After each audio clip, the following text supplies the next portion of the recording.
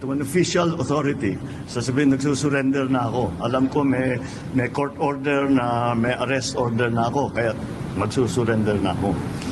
Hindi ganyan yung nangyari. Ang nangyari, napilitan siyang lumabas dahil malapit na ang pulis sa kanya. Ayun po, no? So, nilinaw po yun, no? Taliwas to sa sinasabi ng mga To an official authority. grupo niya, no? Ganito, ganon. Talagang ibig sabihin hindi talaga ganun nangyari, no? So malapit na kasi mahuli. Kaya ganun pala talaga 'yung nangyari. Ito'y kabapasok lang ng balita at talagang latest ho ito, no? Ngayon lang ito To his credit, ang sabi niya, yung mga follower niya magpapakamatay para sa kanya at ayaw niyang mangyari yun. So to his credit, he was still displaying a modicum of leadership to his followers. Kaya naman, again... So, pero hindi siya sumuko. Yun ang sinasabi ni PBBM, hindi talaga sumuko. Diba? Nasuko lang. Stress, it was a very, how do we say, involved police action, augmented, of course, by the AFP, augmented by the civilian arms of government.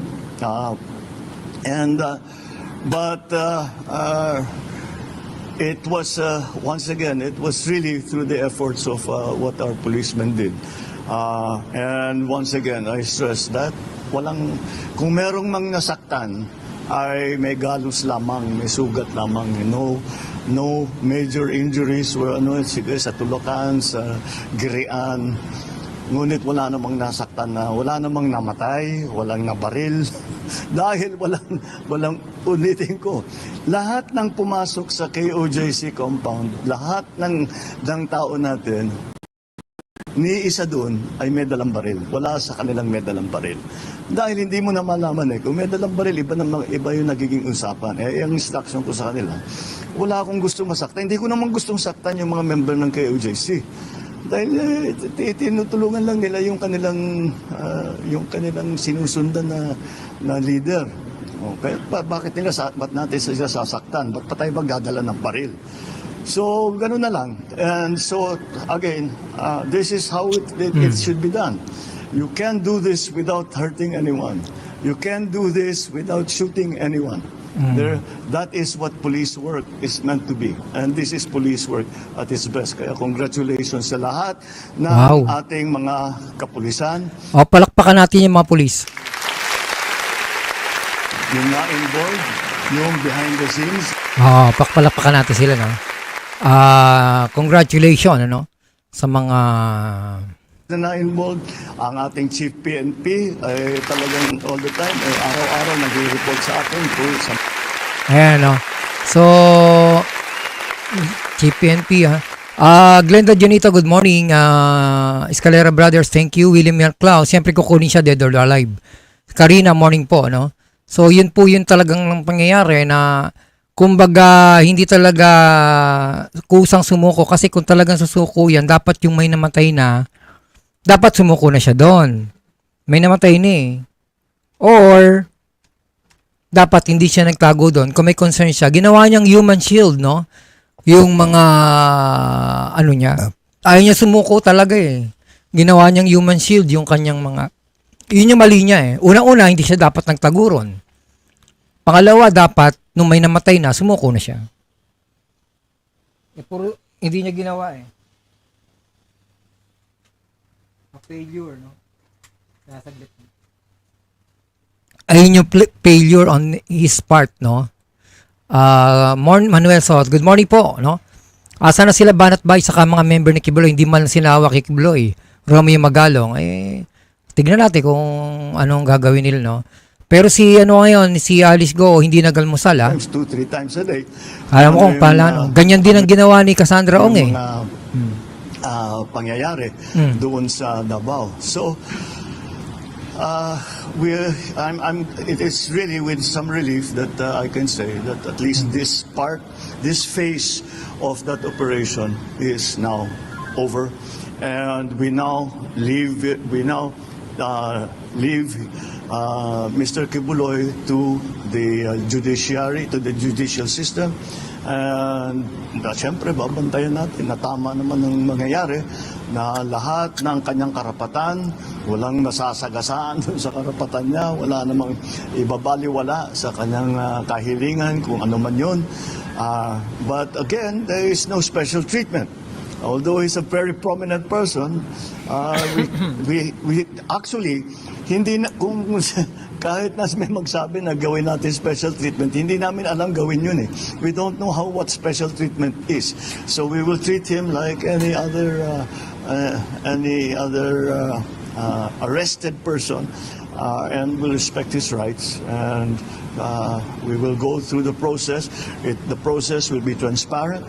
Everyone who is involved will be accountable, and we will demonstrate once again to the world that our judicial system in the Philippines is active, is vibrant, and is working well.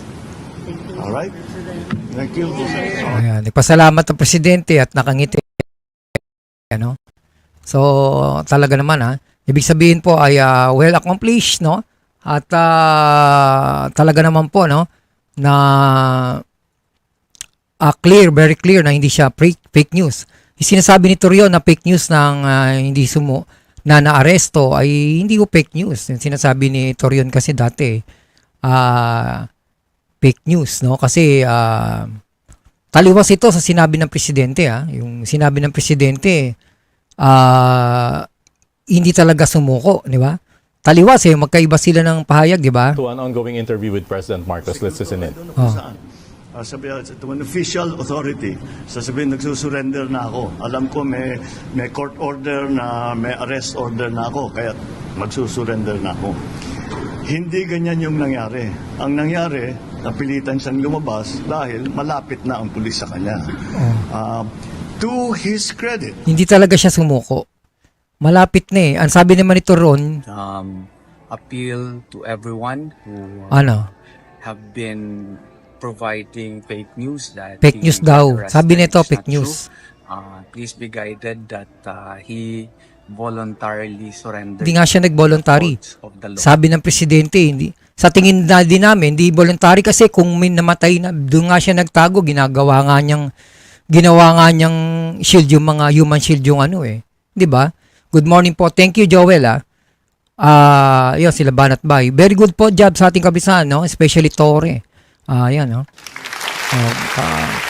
Very good job daw. Benjamin Dimandal, good morning, mabuhay to all. Siyempre naman po, baka para mahilo magpadala sa ospital si Alice.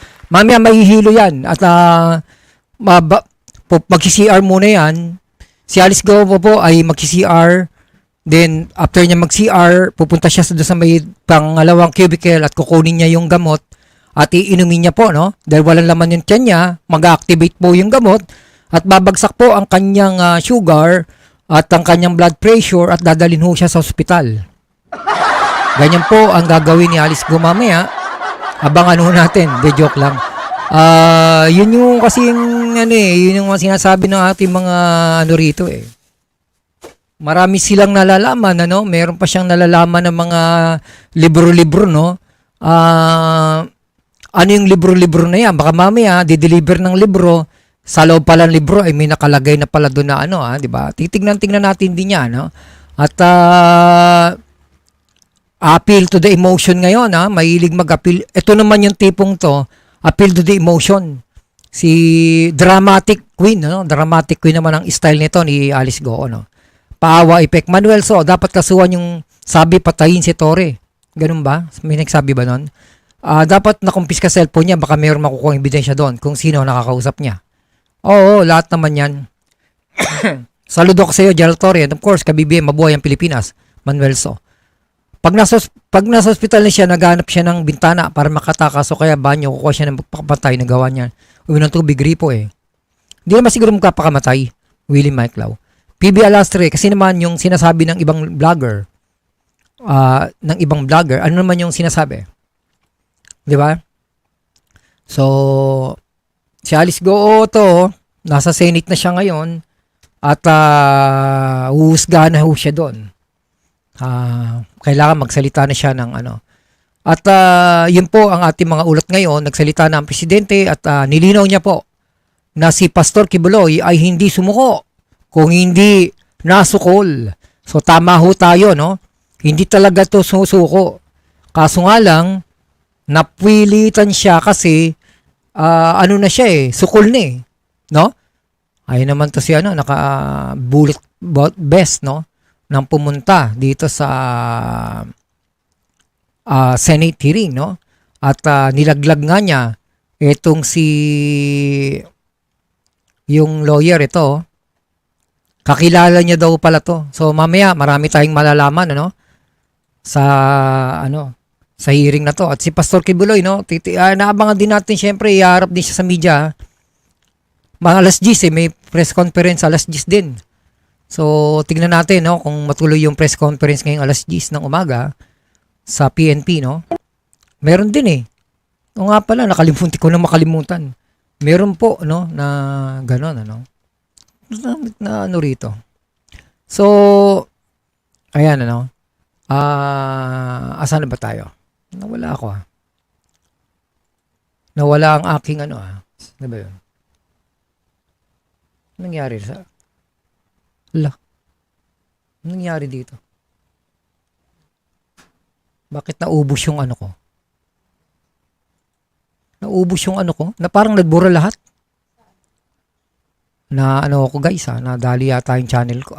Binura yung aking mga Napapansin ko na nga rin to Teka lang restore ko parang binura Tignan ko lang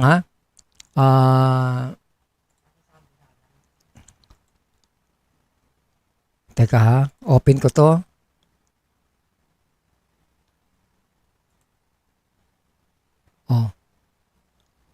Buri mo yun Nabura? Paano ba ito re-restore?